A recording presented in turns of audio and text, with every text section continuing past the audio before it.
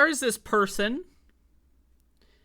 They go by the name Matthew Tiabbi. Now, multiple people, for whatever reason, have claimed that Matt Tiabbi is like some frontline thinker. You know, he's like really bright. And he's like, you know, he's anti-authority. Right? He speaks truth to power. All these kinds of buzzwords and phrases. But of course, none of that is true. Matt Tiabbi, of course, decided to sell all of his credibility to Elon Musk for who knows how much money he was paid for the Twitter files. We don't really know. But he sold 100% of his credibility to Elon. He is now Elon's bitch boy. He's a little beta male. Like, you ever see those, like, you know, like the little guy with the dog collar on, like, you know, on the ground, and like some guy holding the collar with like a bag full of cash. You know, that's basically Matt Taibbi and Elon Musk, right? He's the little doggy, you know, not a good doggy that's just, you know, they bark and they make fun noises and they play fetch, but like just really bad dog. And he was at a congressional hearing, and the thing about this clip that really boils my blood is that I am forced to give Debbie Wasserman Shultz credit for something. This is not something I want to do. I don't want to come out here on my show and say that DWS did a good job. I don't want that, but I'm going to do it anyway because my dislike for Matt Taibbi is more nowadays than my dislike for Debbie Wasserman Schultz. So here's a clip that went viral on the internet. And let's just watch this exchange, okay? Journalistic ethics and information sources. The Society of Professional Journalists Code of Ethics asserts that journalists should avoid political activities that can compromise integrity or credibility. Being a Republican witness today certainly casts a cloud over your objectivity. But a deeper concern that I have relates to the ethics of how journalists receive and present certain information. Journalists should avoid accepting spoon-fed, cherry-picked information if it's likely to be slanted, incomplete, or designed to reach a foregone, easily disputed, or invalid conclusion. Would you agree with that? I think it depends. Really? You wouldn't agree that a... So first of all, again, the idea that you're going to respond to that with "it depends" is pretty fucking funny, right? Like, journalism is about uncovering truth. Journalists are in opposition to power by nature.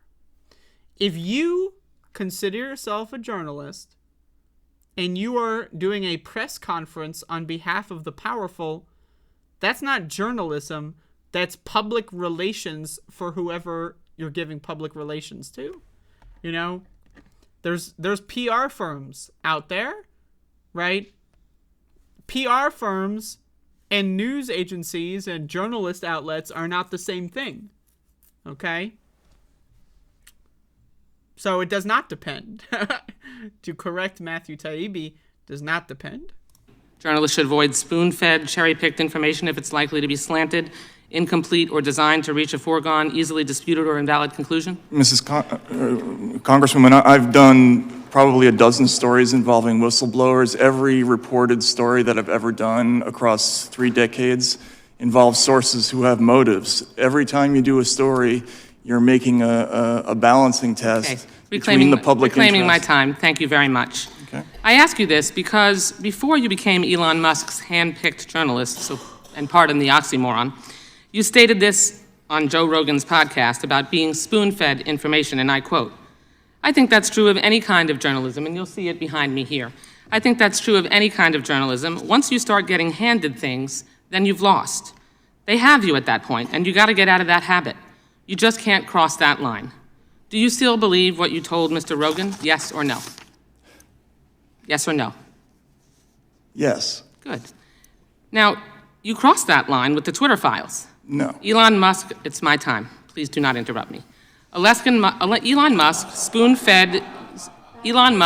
spoon-fed you his cherry-picked information, which you must have suspected promotes a slanted viewpoint, or at the very least generates another right-wing conspiracy theory. You violated your own standard, and you appear to have benefited from it. So, it's just... Again, I don't like Debbie Wasserman Shultz. I think she's, on a personal level, a bad person. I also think politically, she's pretty bad most of the time. But this one here, it's a banger. I'm not going to lie to you. It's a banger. Right? It's a banger. And again, you can just look at the Twitter files. You can see the Twitter files. You can look at them. The claim of the Twitter files is that Democrat politicians begged Twitter to delete things they didn't like. And then in the Twitter files, we found out that it wasn't actually Democratic politicians. It was a Democratic campaign for president, Joe Biden. And that campaign for president asked pornography, revenge pornography, of the presidential candidate's adult child, right? His kid, his son.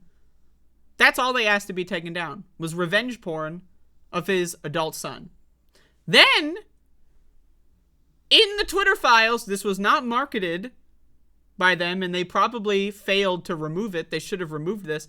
But we also found out in the Twitter files that Donald Trump's campaign, but no, wait, not Donald Trump's campaign, the White House, you know, the executive branch of the United States government, the White House, I don't know if you know this, a campaign for president of someone who is not a sitting president is different than the White House. The White House, Donald J. Trump, Republican, by the way, not a Democrat, Republican in the White House, asked Twitter to remove tweets. One of them was calling Donald Trump, quote, a pussy-ass bitch. Donald Trump instructed the White House to instruct Twitter to delete that tweet. And that's not news, apparently. There was like a little footnote that they probably forgot to get rid of. So when they tried to market the Twitter files, the headlines were the exact opposite of what the actual information showed us.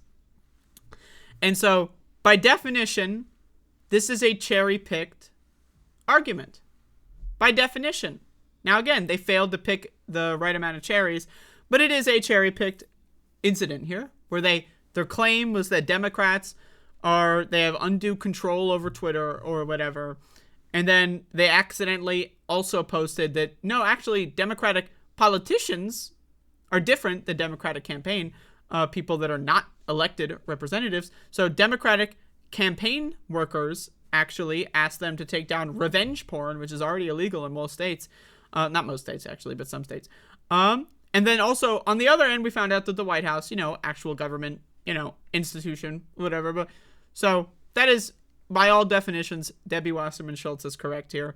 And Matt Taibbi is just the thing about Matt Taibbi that I really don't like, and again, I've never liked this guy, but he's got this shit-eating grin. Look at this guy.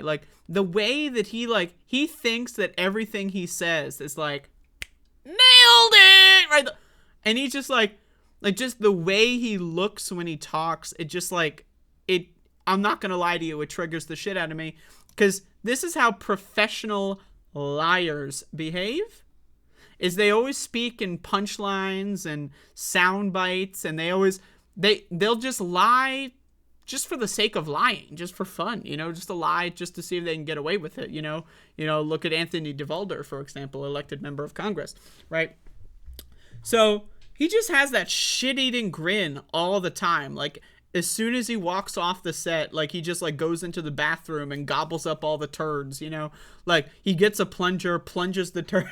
Sorry, but anyway, but my point here is, it is factually true. Now, again, he can say, oh, I changed my mind, or, I was naive back then, or whatever. But he didn't. He just lied about it. And that's why you shouldn't fucking trust people like this. Because if they can just lie to your face when you know that they're lying, why would you accept any other information from them for any reason?